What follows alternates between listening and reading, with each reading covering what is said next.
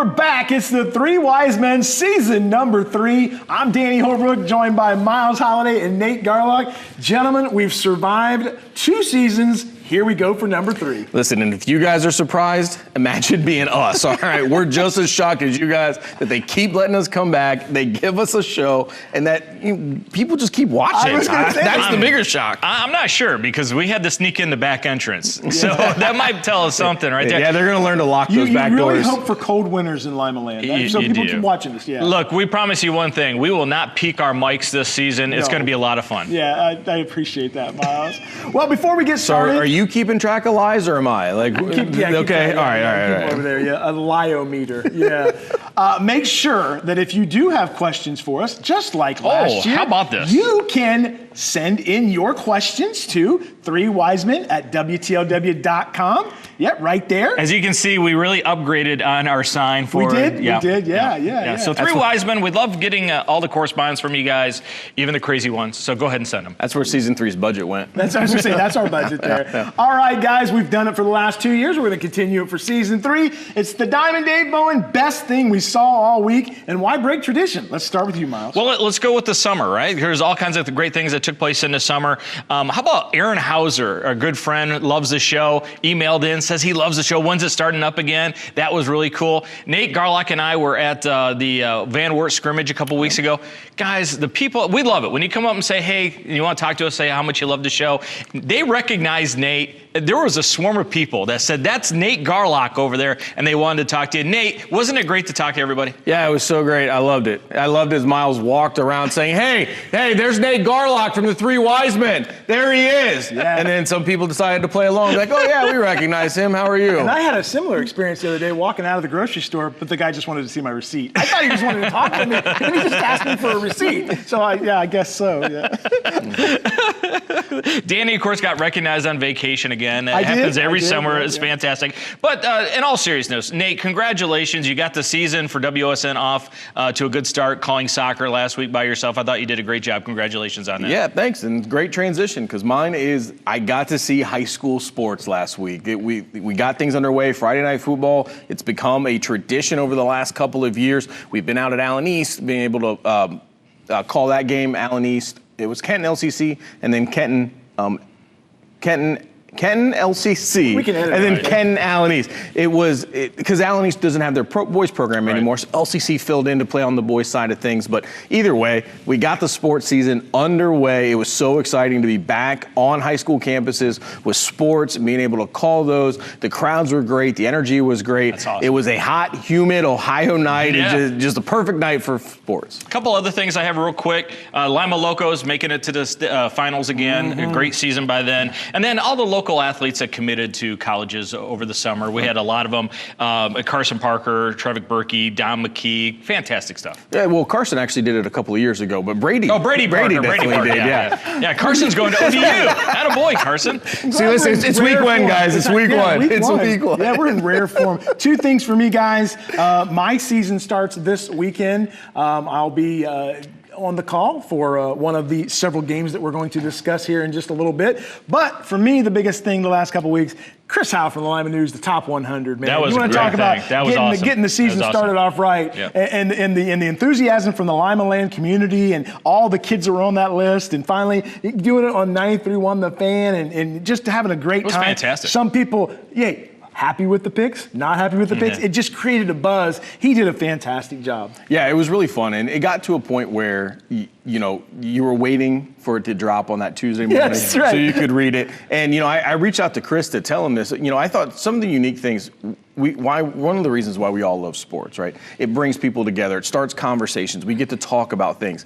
And one of the things I thought was one of the coolest things I'd heard wrapped around this top 100 was I had a gentleman talking to me about it, and he sat there and told me about how the night before him and his son sat and debated for an hour and a half trying to figure out who the number 1 guy was. Yeah. So it just gave people reasons to sit around and have conversations, fathers, sons, families, friends. And that's what sports does. And that's why we love it. And that's why Northwest Ohio is so passionate about sports. That's the reason why we are too. I can't wait to next year when he does the sports media top 100 in Lima Land. That's going to be fantastic. That'll be the end of this show. You'll be the first day.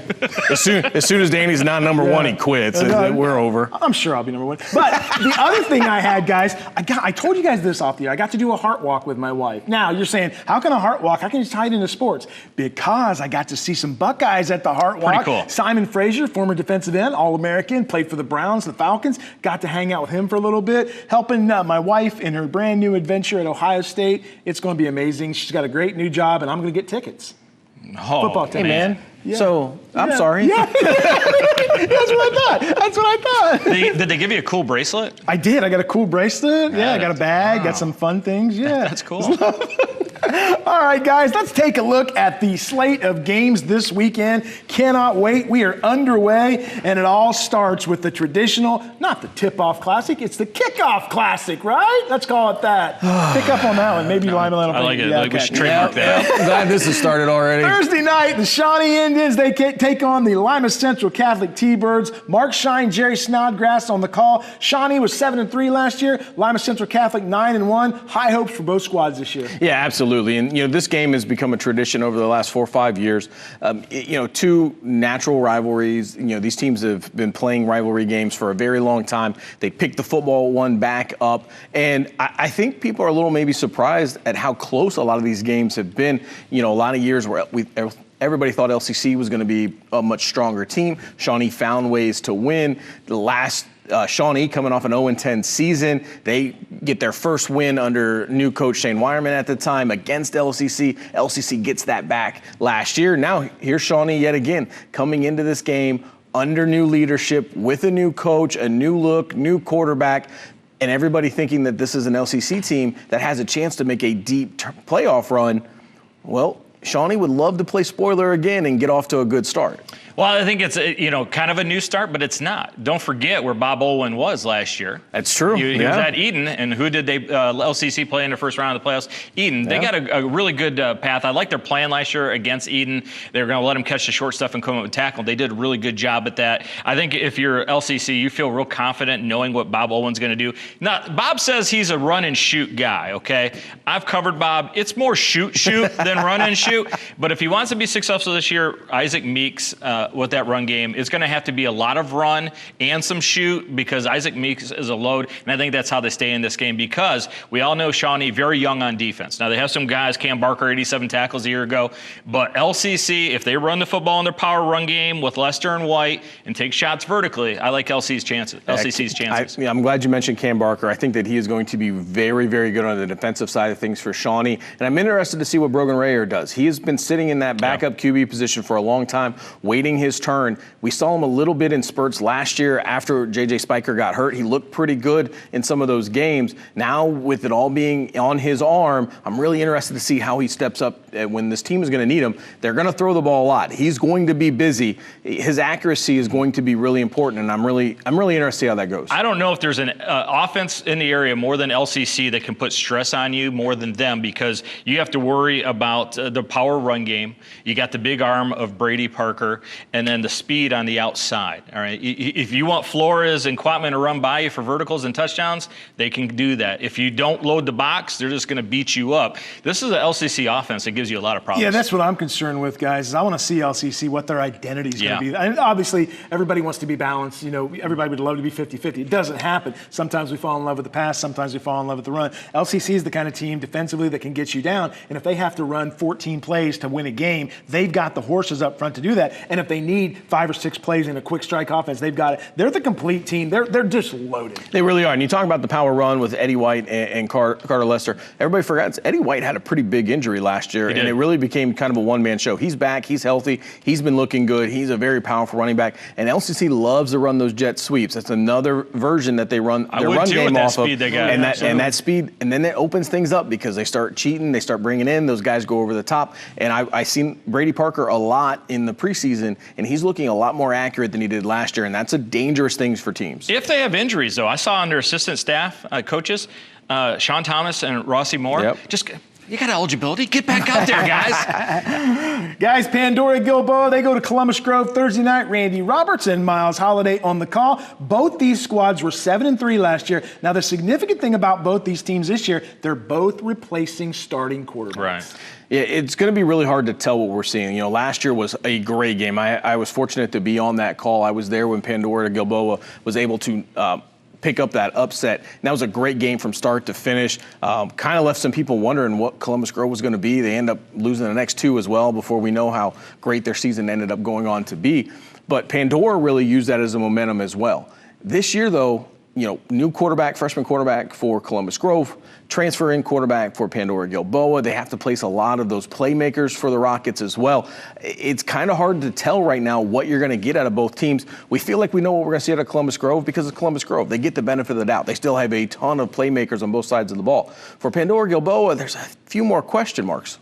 Yeah, the thing that we talk about when we talk to Grove people, everyone always says, man, I can't believe we lost to PG last year. they always bring it up, it's a right? rivalry. Yeah, so they're keyed up for this. Now, both teams kind of think they know who they are. Now, Columbus Grove always knows who they are. They're always going to be physical, right? Matt Hershey said, well, I hope we can be physical. That is concerning, right? Because you know Columbus Grove is always going to be physical.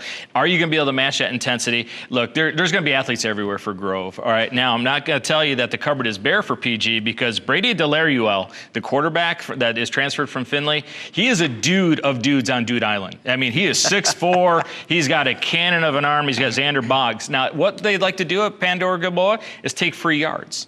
If Pandora Gilboa gets those free yards and the little 5-yard hitch turns into 15, 20, that's how PG stays in the game. If they got to drop back and wait and throw from 7, 8 yards, then you get Baxter and you get Mag and all that speed coming and hitting your quarterback. I think it could be sloppy that way. Well, one of the other one disadvantages for the Rockets is they have to go to Columbus Grove, one of the hardest places to go in and win a game. You know why? Because they're good. That definitely helps, yes. Well, both those squads are replacing quarterbacks. Now, this next game, Liberty Benton at Ottawa Glandorf, myself and Dar Nevergall on the call. Liberty Benton comes in last year at 10-0, Ottawa Glandorf 0-10. Liberty Benton going into a new conference. Ottawa Glandorf breaking in a new coach, albeit he is familiar with the program. Yeah, Ottawa Glandorf has just had a rough couple of years, and you know, they kind of had a bounce back 2 years ago, but then they went backwards again last year. So it's going to be really interesting to see what kind of start they get off to. Interested to see what kind of changes the program has gone. I saw an early scrimmage with them. They got some size, they got some speed, but it's just hard to know where they're going to be right now. When you're breaking in a new coach, you just never know where that energy is going to be, how everybody's going to be on game one. And it's not going to be an easy task against a Liberty Benton team that we know how dominant they have been over the last few years. Now, some changes over on the Eagles side of things too, and that may come into play. Yeah, Jason Peters, a great football coach. He's taken over at Liberty Benton. Bad thing for Jason Peters is everybody left Liberty Benton, right? They went to the NL, all the great talent graduated, all new offensive line. All new defensive line, no Elkerts, and you're going to take it over? Right? That's a tough ask. I really like what's going on at OG, though. They got guys that can run. On the outside, Deegan Miller's going to be a guy that is a burner on the outside. And Tanner Vogt, I'm telling you, as a freshman last year, I had him twice. He's got magic in those feet. I really like him. He's just one of those guys, Danny, that when you think you got him hemmed in, he finds a way and gets a first down on 3rd and 7 when he shouldn't. He is going to be a special player for them. I keep an eye on OG. I think they're going to have a real good bounce-back year from 0-10 last year. This is a great matchup of two schools with incredible athletic traditions, and albeit OG struggled on the football field, we know the athletes are there.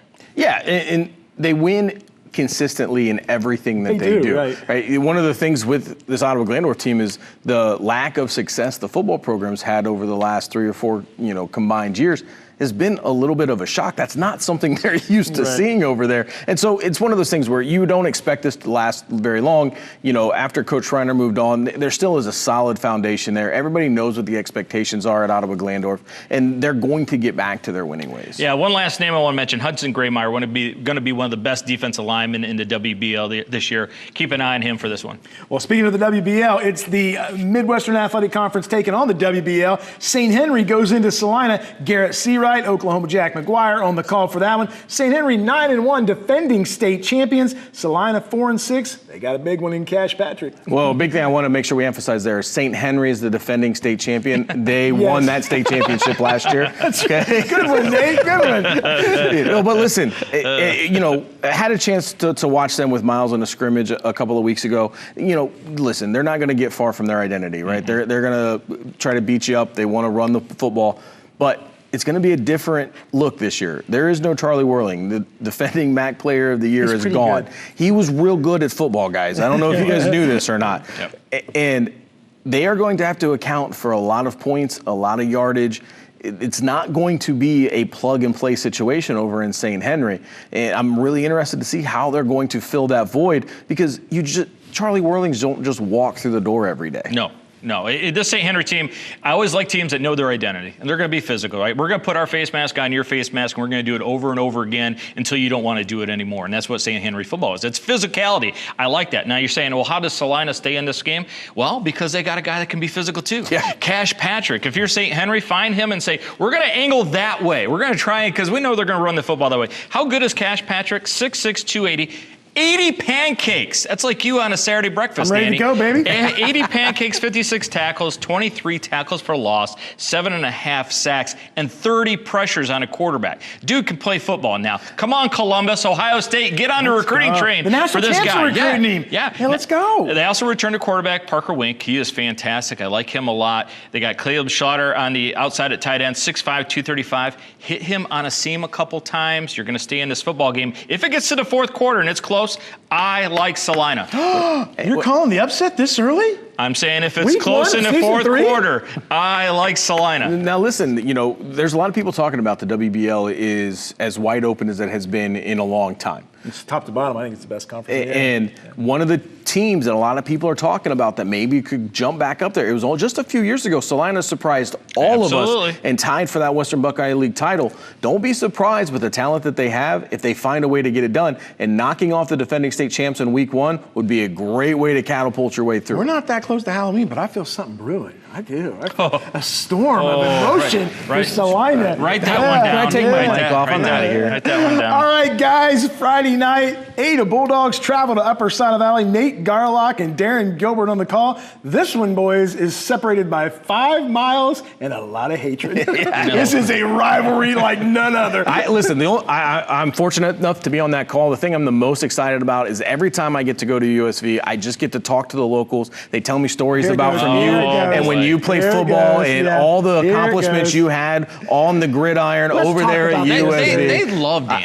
I'm so excited to get to hear those war stories for you. It's so great. Yeah. But on top of all that, this is a crazy rivalry game that I think a lot of people overlook. If you're not in it and you're not familiar with it, you see it on the schedule and you're like, whatever. No. This is as Michigan, personal. Ohio State, it's Army, as Navy, personal as it gets. And these guys have great games. Now, to me, the difference in this one is going to be Bo Sanders. Bo Sanders can dominate on both sides of the field, offensively, defensively. He gets into the backfield. He is a handful. You want to run, he'll make you a hole. Don't worry about it. He can get to the quarterback. He is going to be a handful for an Ada team that has to replace some pieces. They had I think maybe a little bit better than expected year last year, but then they graduated some guys. They're going to have some people in some new roles, and that's going to be a hard thing to get comfortable with when you got Bo Sanders coming at you repeatedly. Now, Danny, you're a USV guy. Yeah. All right. What is the story? Why do they struggle in this rivalry? Because there's been a couple times in recent memory where it looked like USV should have got to win, and Ada just steals it. It's math. It's numbers. The numbers are low at Upper Side of Valley.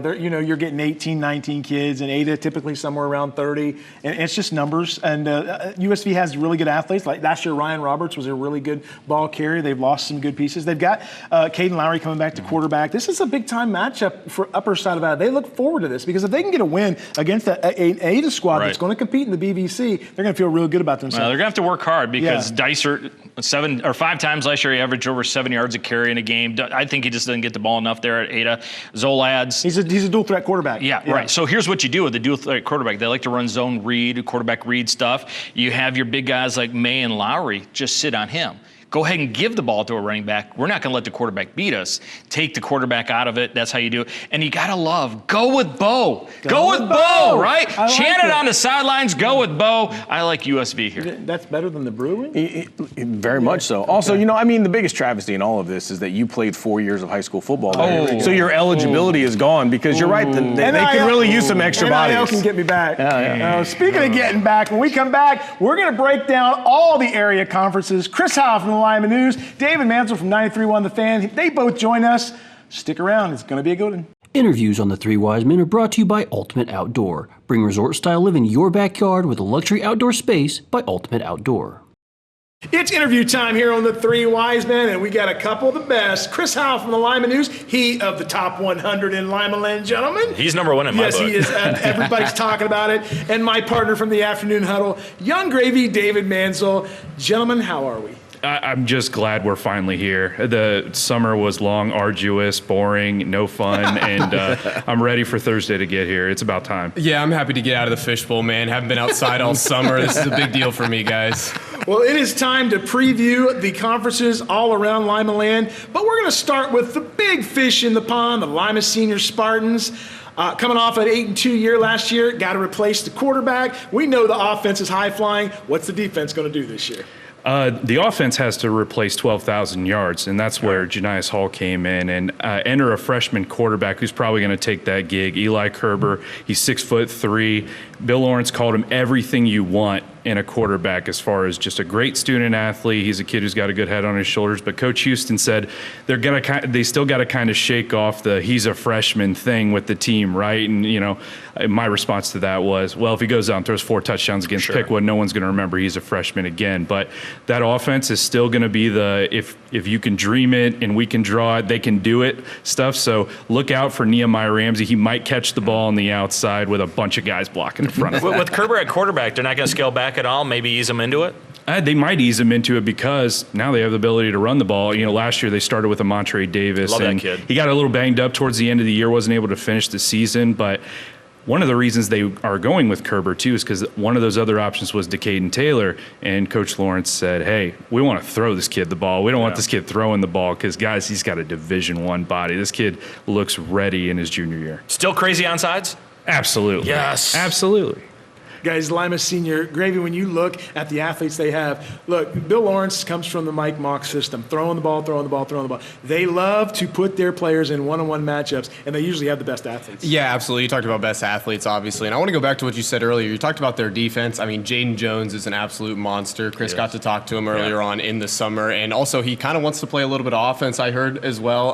But you talk about athletes, the offense, they have their guys. There are a lot of one-on-one matchups, 5 wide. Jeff Williams is going to be very fast on the outside this year as well. But I'm just looking forward to seeing what they can draw up because, like you guys said, creativity is big in Bill Lawrence's offense, and it is a lot of fun to watch. Well, we know how good the offense is going to be, but when you had a chance to talk to Coach, the big thing that last couple of years, it's that playoff victory. It's moving beyond round one and getting a deep playoff run. Did he talk about what they've done to try to get over that hump this year? He said that they just felt like Trotwood Madison was bigger and they were stronger with him. And while they can't control the bigger, they controlled the stronger. They got in the weight room right, the crack of January or December or whenever they're allowed to do it. And there's a lot of guys there that look a lot different. One of those guys, namely, too, Nehemiah Ramsey, he was a freshman last year. And guys, they were it was one of those guys who they had to keep him from wrecking practice. Right, they used to talk about with Myles Garrett and the Browns, and they said if Nehemiah wanted to get to the quarterback, he would have gotten to him 5 or 6 times out of our 8 to 10 plays that we drew up the other day. So a lot of emphasis on strength. Obviously, there's going to be that kind of crux thrown in with the new quarterback and some of the newer stuff, but they're still going to try to accomplish the same stuff they did. And that playoff win over Aiken was a huge statement, I thought. If your name is Nehemiah, you're going to be fast, right? Oh, yeah. You're Ronaldo Nehemiah. Right, exactly. Who else in the TCAL, though? I mean, obviously, senior's going to be the favor. Who else could maybe jump up and scare them a little bit? For senior, it's always Start. And it's Start because 2 years ago, Right. they were 9-0. They go into Toledo in week 10, and then it just falls flat. The perfect season's away, the T-Cow goes away and stuff, and now this is their first trip back to Start's home field since that happened. And let me tell you guys, last year I was at the Start Lima Senior game at Lima Stadium, and they did not forget about what happened 2 years ago, and they will not forget about what happened 2 years ago until they make it right over there too. Lima Senior win the T-Cow? Sure. Absolutely. Yeah, I think we all agree. Yeah. All right. Not Woodward. That's right. Nope. Thanks, Miles. All right, let's go to the Northwest Central Conference. Top 3 teams last year: North Baltimore at 10-0, Upper Saddle Valley at 5-5, and Elgin at 6-4. Guys, you want to talk about a balanced league? You look at North Baltimore with Luke Long, the Player of the Year from last year, Perry, Wyatt Taviano. They're breaking in a new quarterback in Colton Scott. You've got the Barnes twins at Waynesville Goshen. I know you're high on them, Gravy. Bo Sanders at Upper Saddle Valley. Questions for you guys. Can anyone beat North Baltimore?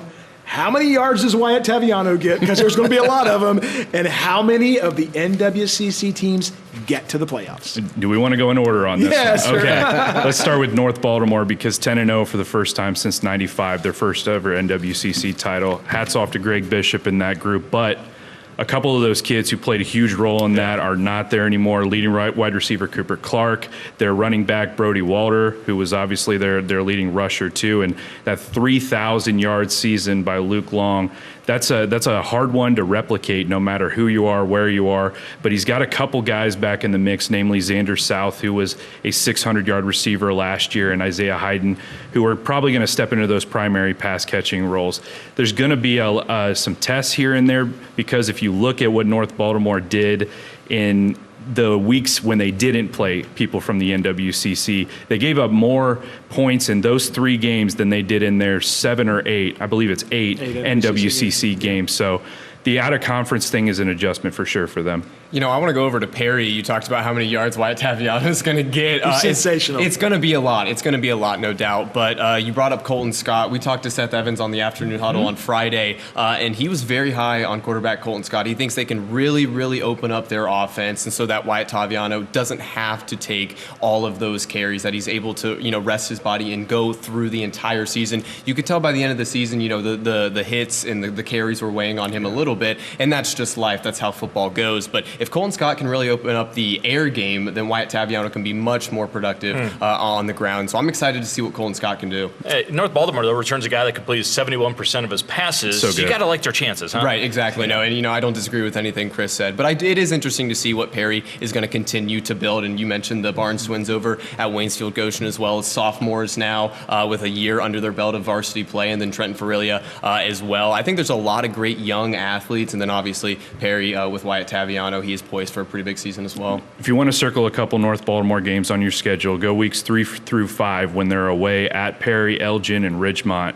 Those might not even be the second or third best teams in the league, but those are tough places to play. Coach Reddick at Ridgemont, they tend to win a couple games that people don't think they're going to win, and then the all-important Week 10 at Upper Scioto Valley, because I'm sure Coach Price in that they have that mentality of trying to get back to where they were a few years ago as champs. Danny, USV being a graduate of there, a tremendous senior class, right? Yeah.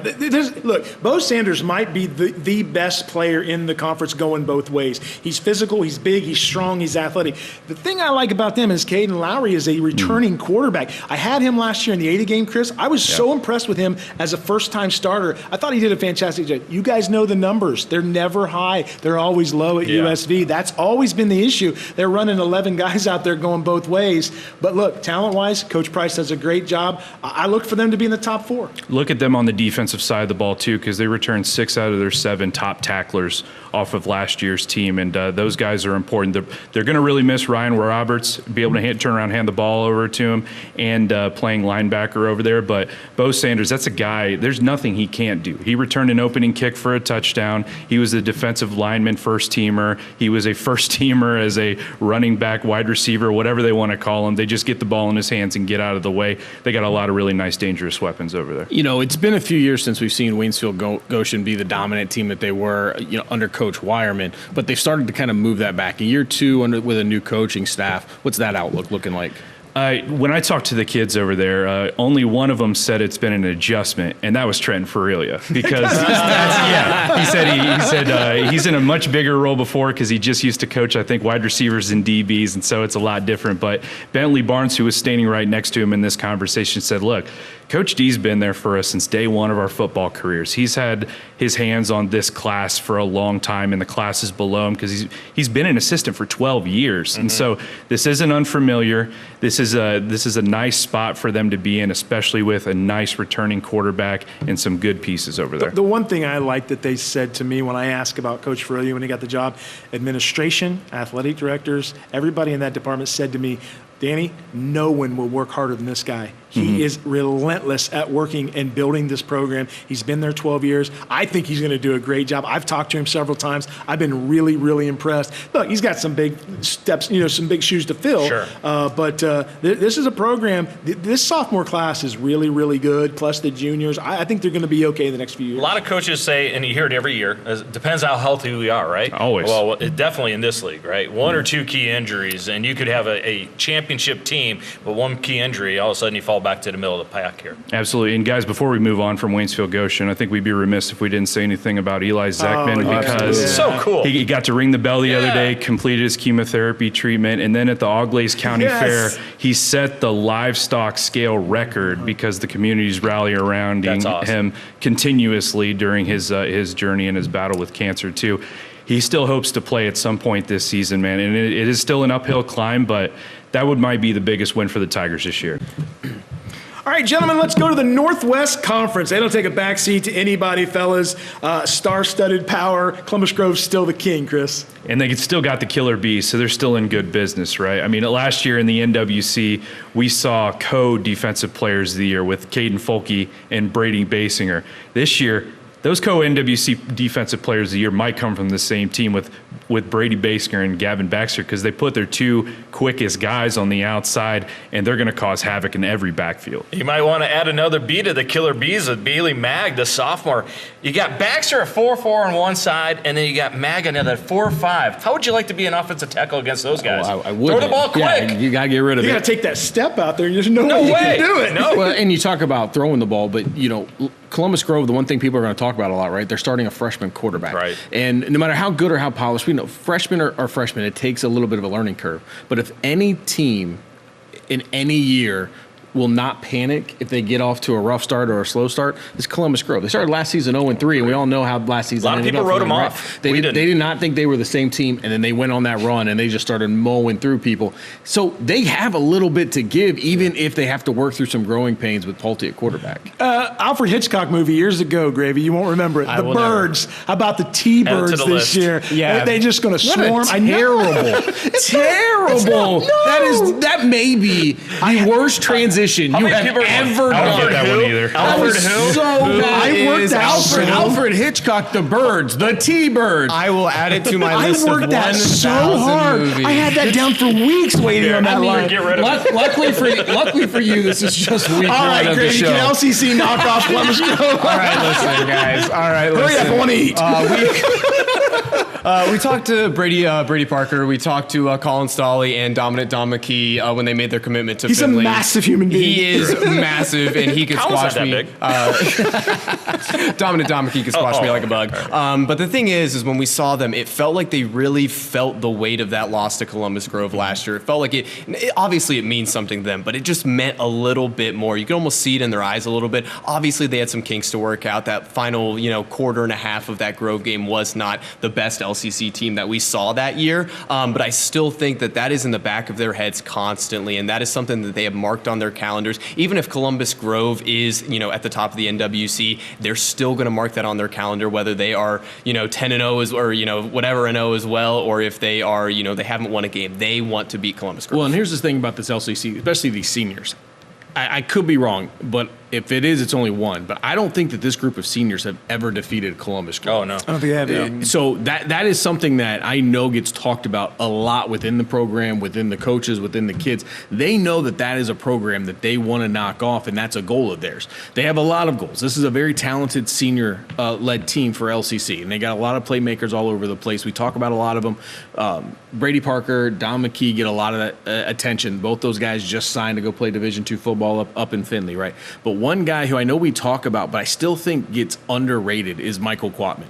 He plays on both sides of the ball. Quicker than a hiccup. He is so fast. He is so strong. He is so tough. He just seems to have a nose on defense. He gets a lot of interceptions. He plays bigger than what he is. He is a big asset for that team. They can move him around. He can go all over the place defensively if they wanted to. They could have him shadow the number one receiver on the other team. You got Flores on the other side. And they could do all sorts of things with them. But this is a team still working through a transition. I mean, people forget this is still just year 2 for Colin Stolle.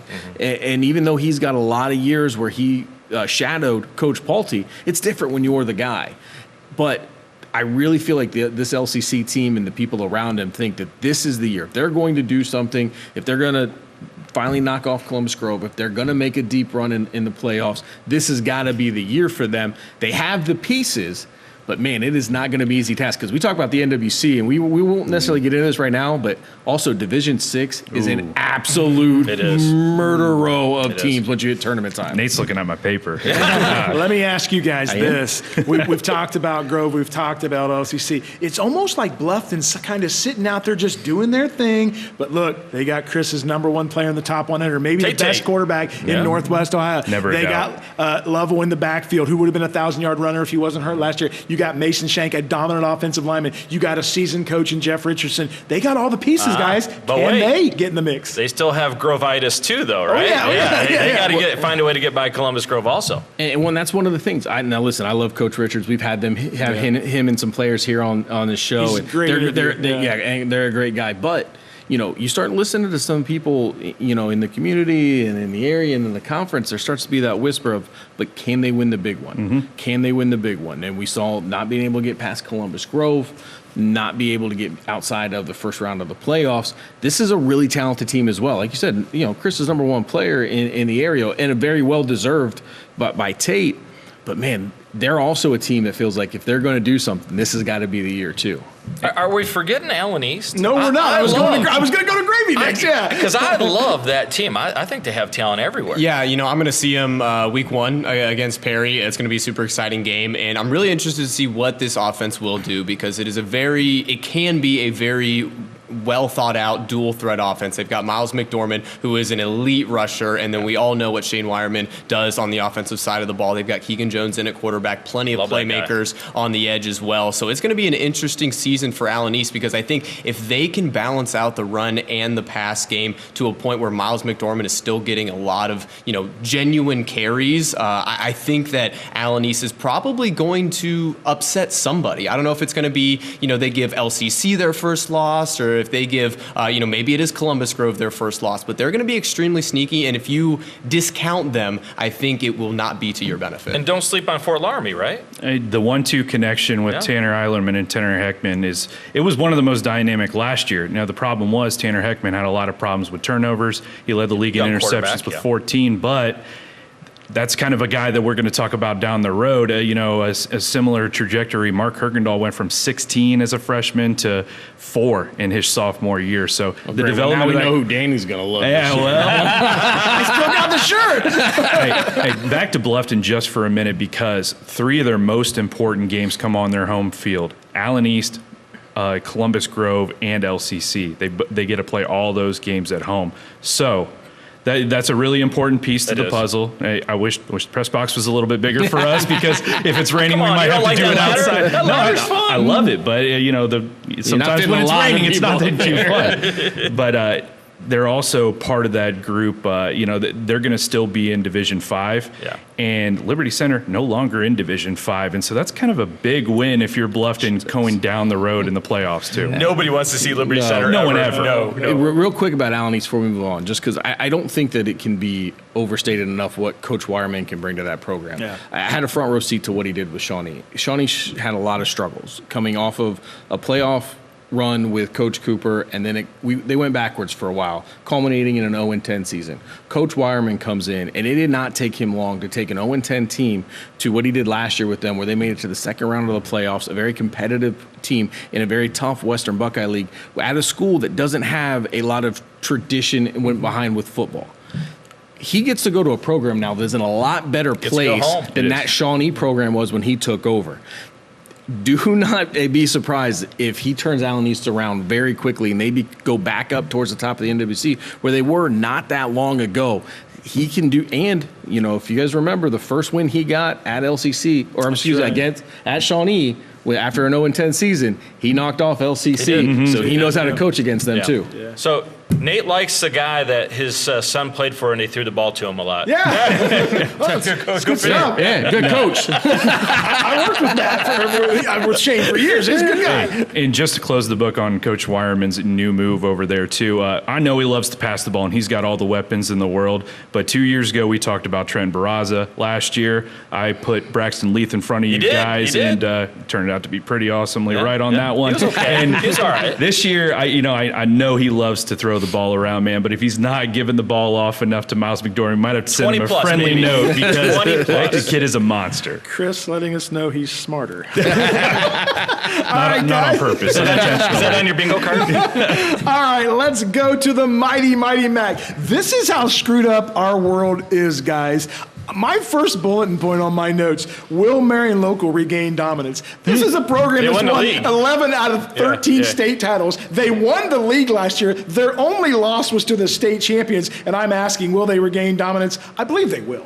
I think part of it is just going to be able to be relaxed as a football team now because you could see that was kind of weighing on them, the 76-game win streak. They won those nail biters last year, the 2019 game against Versailles. That was did he catch it? Did he not catch it?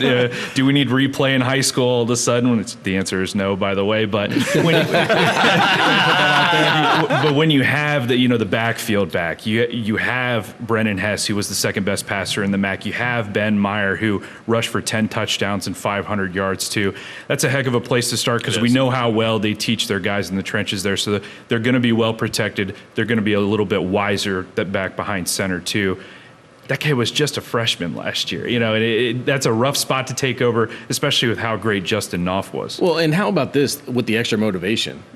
Nobody in that program had ever tasted a defeat until that playoff game. It's the first time that anybody playing on that team had ever lost a high school football game. Fans for the last 6 years that hadn't seen a loss. And now all of a sudden, we got a chip on our shoulders. We got to get that back. We don't lose. And now there's a little bit of extra motivation for them, which could be a scary thing for the MAC. It says well about their program, though, when they did lose, they handled it with tremendous class. Oh, yeah. That was a fantastic moment for high school football when they shook St. Henry's hands. St. Henry saw them in the scrimmage, you and I, at Van Wert, came away impressed. In a day and age where people don't know what their identity is, they know their identity, don't they? They came right out of the people. They went face mask on face masks. They're going to be physical. I don't look for them to make a big jump backwards, but I do like Anna. Anna had a lot of great parts last year, came on at the last year. Play. Yes. Yeah. I think you keep an eye on Anna. And, of course, Chip Otten at Coldwater. It's just new names every year, and they're going to win 9 games. So you like 5 teams to win the MAC? They'll all end up in the regional anyway. It's fine. Gravy,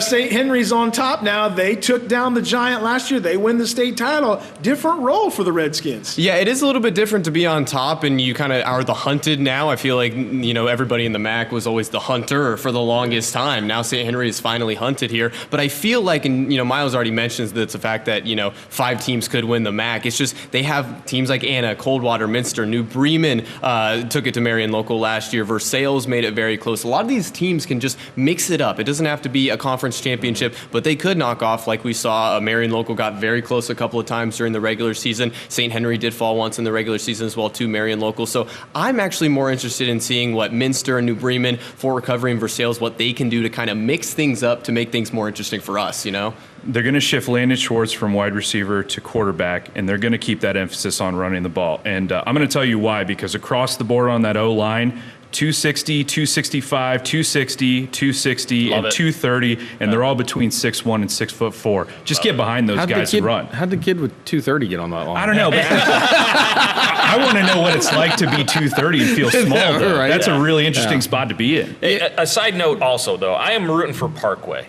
All right, they went 0-10 last year. Everyone knows they struggled for a long time. They made the decision to stay in the MAC instead of leaving and go to a conference where they could be more competitive. You've made that decision to stay there. Now sell out.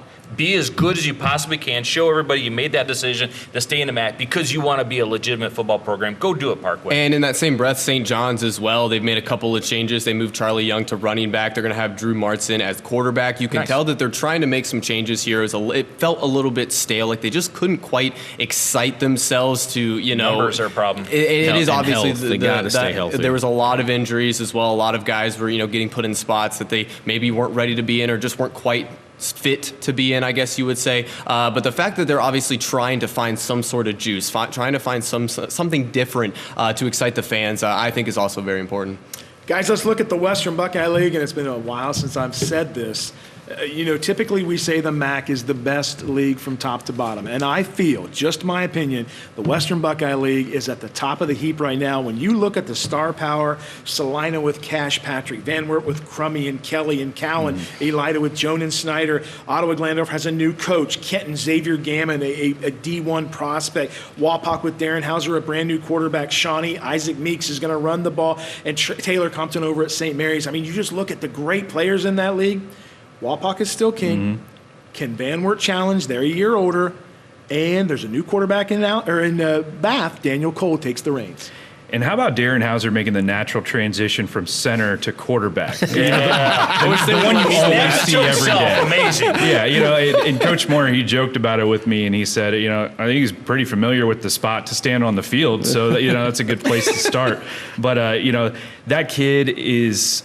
I saw him at practice a couple weeks ago, and he's got his body right to still be a dominant linebacker and to be dominant at the quarterback position. I don't know what he looks like throwing the ball, but he's going to be a hard guy to tackle, and especially he's got two of the best mentors in the game next to him. They brought over Grant Sherman from Bath, who orchestrated the best offense in the Western Buckeye League, and Travis Moyer. Obviously, we saw Caleb go for 10,000 yards in his career, and a lot of times you were looking at them and saying, hey, they just like to run the football until they don't have to anymore. And then you got a nice wide receiver on the outside. So I'm excited to see Darren Hauser at quarterback because he's got the right guys in place to lead him to the promised land. Big ask, though, isn't it? Absolutely. If they go and they win an 8th straight WBL championship, that might be the greatest coaching job in the history of the WBL. With everybody that got lost from graduation, and you move a kid from center to quarterback, and you get that offense to hum again. Don't see that in the Big Ten, do you? It'd be absolutely amazing, right?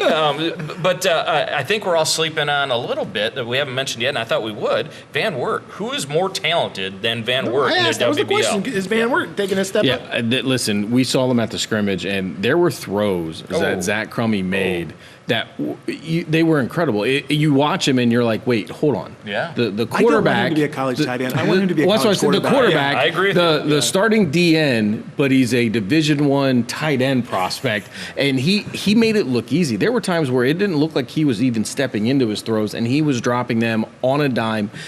The speed of Xavier Kelly and what he can do in the open space.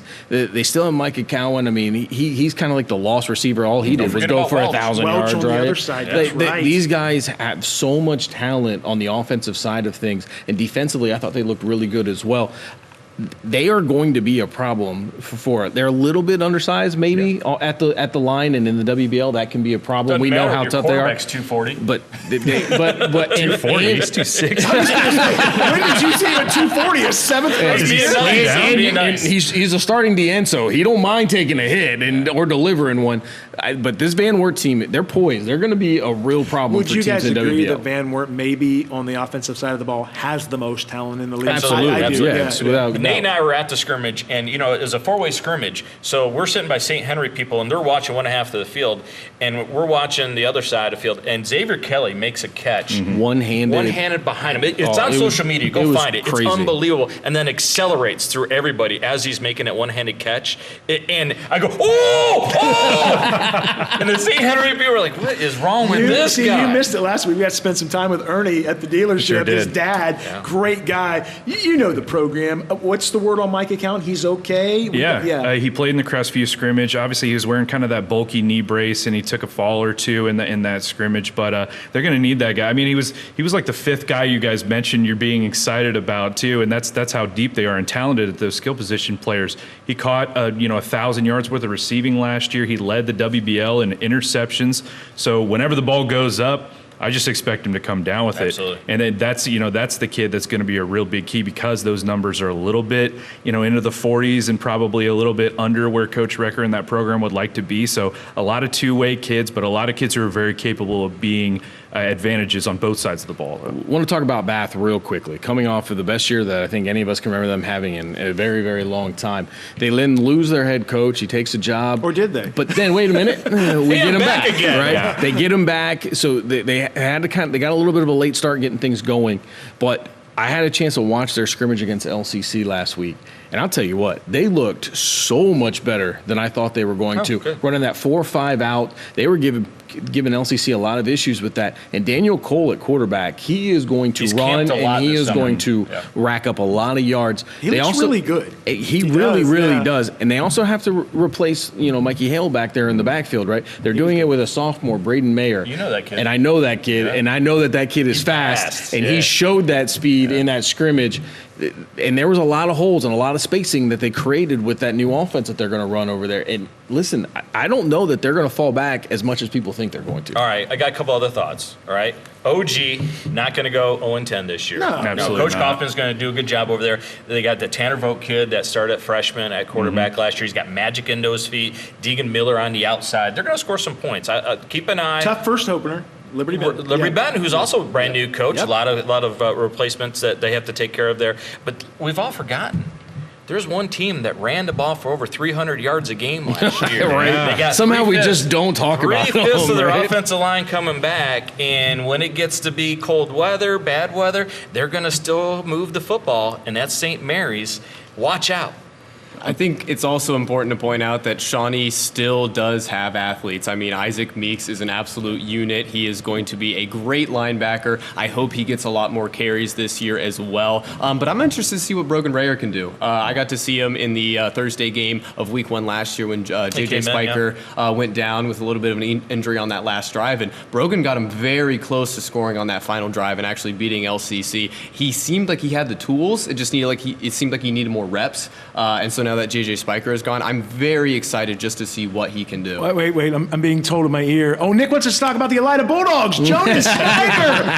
That kid is talented, you guys. Kyle Harmon's got a stud behind center. Don't sleep on the Bulldogs. Miles finishes. You can use it.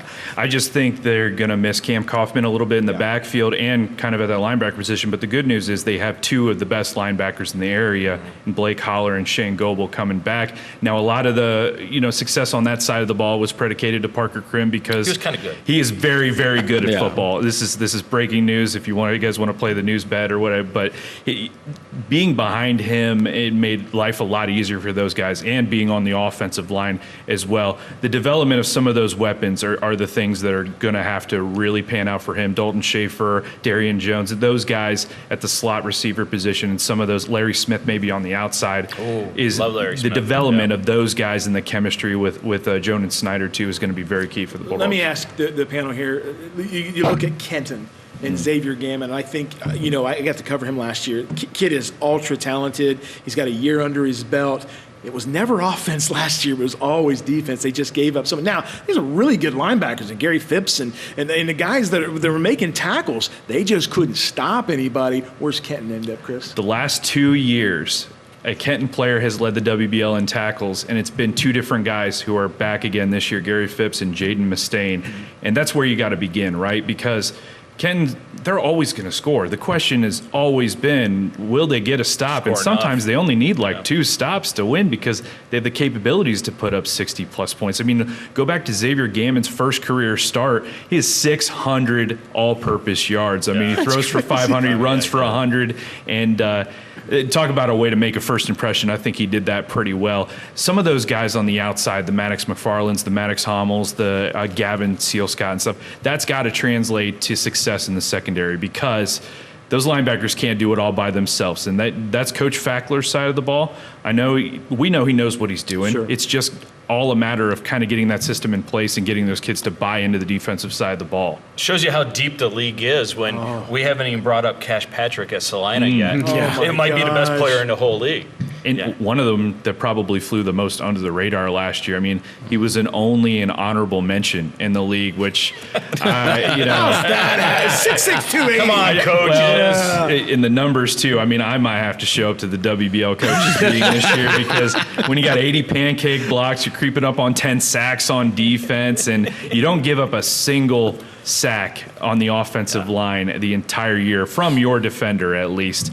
Cash Patrick, the way he's blown up over the summer, it just makes me think he's about to have a Luke Montgomery-style recruitment. We're going to start seeing the Big Tens of the world, maybe the SECs of the world and stuff, really knock down his door because when you get the MAC early, that's because those schools want to get in early because they know the big boys are coming down the road. And I wouldn't be surprised if Kurt Cignetti has a little something to do with this because Cash he's visited Indiana, he's camped over there too, and he's got a lot of interest in playing for the defending national where we at? I was going to Let's go. say, Come on, Indiana's Ryan, coming. let's go. Chris and I talked about it last week. They're coming across the western side of the border. Build a wall. Build the wall. Oh man, I did see in your article, a great job by you guys. Your football preview comes out when again? Wednesday the 19th. Wednesday the 19th. But that was his goal, right? He wants to get an SEC and a Big Ten offer. I thought that was a cool quote. It's not Washington unattainable. with the toothpick here? What's going on? Like he's waving around. I'm afraid I'm going to get hit Ready with with a it. toothpick? Southern coach, boys, right there. All right, one last league we're going to take a look at. No Liberty Benton this year. I bet they're all sad. They all chanted as they walk out on the first night. The Blanchard Valley Conference. Look, I think Lipstick is the team to beat. They've got the most talent. You've got Pandora Gilboa with the new quarterback. Ada, What's his name again? I'm not even going to try to say it. I'm not even going to try to say it. Delaire Okay. He's a dude, man. He is a dude. Watch Ada, him. Blake Zolaz, under center over there. They've lost a few pieces, but still a good program. What say you, Chris? Lipstick's awesome. They just are, man. I was going through all their stuff from last year and making the top 100, and they were one of the few teams that tied for 9 players in the top 100, and there was no question about whether those kids belonged because 3 or 4 or 5 of them could have been top 20 or should have been top 20 if I had a chance to go back and redo it. But the versatility, you had Colonies go down with an injury, first quarter of week 1 last year. Well, they just throw Aaron Hazleton in there, Marquise Williams, and you got an all-conference running back and one of the best rushing attacks in the BVC. You got 4 guys who took either a kick or a punt to the house on that team, too. Talk about athleticism a little bit. The one question there, and Coach Kirkendall pointed this out in our preseason preview, is the D-line, because that was the one place that they lost some pieces. They're going to move John Dewar from linebacker down to defensive end and see how that works out. The kid's 6'4". I mean, he could probably figure it out. Yeah, as long as he's got enough meat on the bones. But we can't say enough about how the season that Mark Kirkendall is about to have in front of him too. Coming off of that broken collarbone, right. I mentioned last year he cut down his interceptions by 12 from the previous year. 16 as a freshman, 4 as a sophomore. Doesn't get much better than that. I think we're staring down the barrel of a 30-touchdown season for him, an uncontested Player of the Year award, and Lipsick just winning the BBC outright. Got to be tough when you're playing them because you, as the offensive coordinator, you're thinking, I've got to score over 30 because they're going to score over 30 every time. Yeah, it's going to be tough. Yeah, and I want to go over to, we talked about Brady Delaruel, the new quarterback at Pandora Gilboa. Big kid. Well done. Yeah, I was about to say. I'm calling him Brady D. Okay, sounds good. I probably won't say his last name again, all right? I've done it twice now. Who put Miles on the call for that game? Can't wait for that one. But, I mean, you look at his numbers right now, 6'4", 215. I mean, we talk about Zach Crummy kind of in that same breath. We love big quarterbacks around here, and he was at Findlay for 2 years, I believe. He was playing hockey over there as well. So hockey players also definitely know how to deliver some hits as well. So he is not going to shy away from that. In the BVC, we've talked about it before, very tough conference, at least at the top with Lipsick and those teams as well. I'm very excited to see what PG can do, especially with a new quarterback. We saw them knock off Grove in week 1. It would be interesting to see what they can potentially do. We're going to see that week 1 matchup of 2 new quarterbacks. I'm excited to see what that looks like. Delaruel. Yes. There we go. Yeah. Brady. He threw one 55 yards in the air last Friday against Paulding. And he's got Xander Boggs back. Those two are going to put some points up on the board. Absolutely. They're going to miss the Chase Myers, the Ben Burkholders of the world, but Xander Boggs is their Swiss Army knife. He's going to line them back there. He's going to get carries. He's going to be out wide. He's going to catch long touchdowns. And there's going to be a lot of pieces that really take some time, but once you see it, Coach Hershey will really put it together on that offensive side of the ball for sure. Before we go to the break, you guys were kidding, obviously, about Liberty Benton leaving the conference.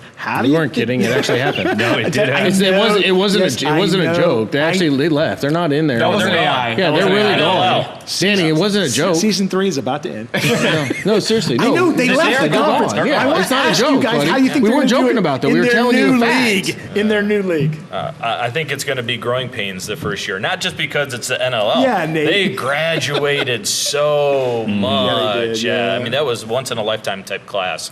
Rapid fire, you guys ready? Let's do Bring it. it on. All right. It's a tradition for the last couple of years. It never stops, right? I don't think I've ever least for gotten 3 rapid years. At least fire for questions. 2. Yes. All right. Best run pass combo quarterback in the area. Who is it? Take Easki, no question. I'm saying Brady Parker, man. He is he's a low. He is so I've tough, never seen a man. split between you two. This is I crazy. know. We normally agree on everything. I like it. All right, Tate, number 1. No. You can just Number see. one. He wears number 1 on the jersey. He He was does. throwing up the number 1 on the picture. Did you pick him just because of the picture? No. No. Okay. All right. You see in Chris's eyes though. He's like, man. He's so wrong. I'm just going to say the picture on the front of the paper was amazing with the hands and the yard, and that was amazing. A lot of old-looking hands. Yes, amazing. It didn't feel like those were players. It might be coaches. My wife picked those out like nothing. That was real cash too, and I can't find that cash right now. So It's in Roundhead. He's now the that was the mayor. most expensive cover I've ever shot. All right, number 2, best offensive line in the area. Collectively, as an offensive line, I'm gonna go LCC on this one because I like Jaden Williams moving over from D line to O line. I like Brady a good Garlock move. too, and I can feel Nate staring at me right now too, because they share the same last name. That's not why I like them, but they got to replace Louis Knotts in a couple pieces, but those kids will figure it Hey, out. Garlic had a good scrimmage in the Don't forward. forget Don McKee too. Yeah, Don McKee. Dominant Yes. Don Don't McKee. forget Yes. Don McKee. Brady? What? Brady. What? Brady. Gravy. Gravy. I've All never right. been Well, Brady dementia has before. officially set in for the old man. Season 3 is done. Oh my goodness! No, I mean, can I give you 2 answers? Because collectively, I absolutely. think it's St. Mary's, just because they brought so many people back. But I love Cash Patrick at Salina, and I love to top a bad heavy, answer. top heavy, offensive line there. He is going to be an amazing player this year. All right, you got to pick one coach to win one big game. Who you picking? I mean, What division are we in and what conference? No, don't add stipulations. I'm gonna say Andy Schaefer at Columbus Grove. They never Done seem it a to lot. waver, whether they're down or up in those big games. Travis Moyer. The only thing he doesn't do at Walpock is recruit as much as TCC. Yeah, there it is. Otherwise, right they'd there. be the state There it champions is. back There to it back is. The guy that's won 11 state titles. He won big games, right? Yeah, you just Tim kind of forget Goodwin? Tim Goodwin. That's a good one right there. All right, rising assistant coach that will be a great head coach when he gets a chance.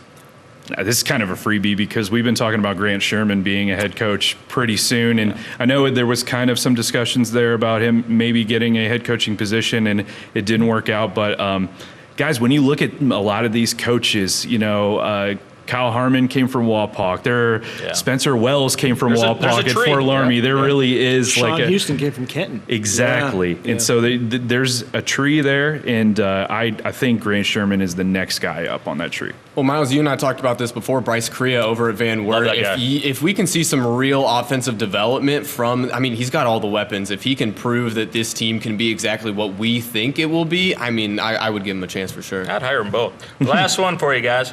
What are you doing with the tooth? That's what it's for.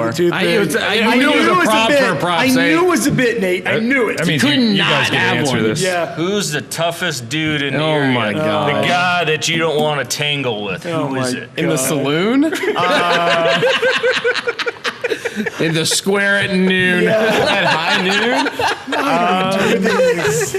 I mean, I'm going to go Don McKee. When he walked into the radio studio to make his commitment to Findlay, truly, he made me look tiny. Listen, I'm not a big guy to begin with, but I've never felt so small in my entire life. Yeah, now I know why you laughed so hard when I said that before the show, and here we are.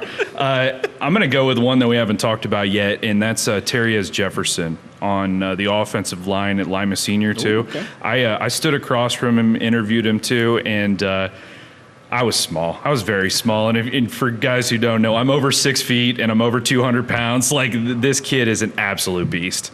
Good answers. That's great. Gentlemen, the season is upon us. Week 1 is this weekend. Chris Howe from the Lima News, Young Gravy, David Mansell from 9th Row The Fan.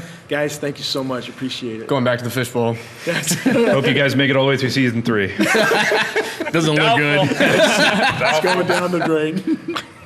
Well, gentlemen, week 1, season 3, it's in the books for week 1. Season 3 is not in the books yet. It was a lot more difficult than it probably should have been. Yeah. We'll see.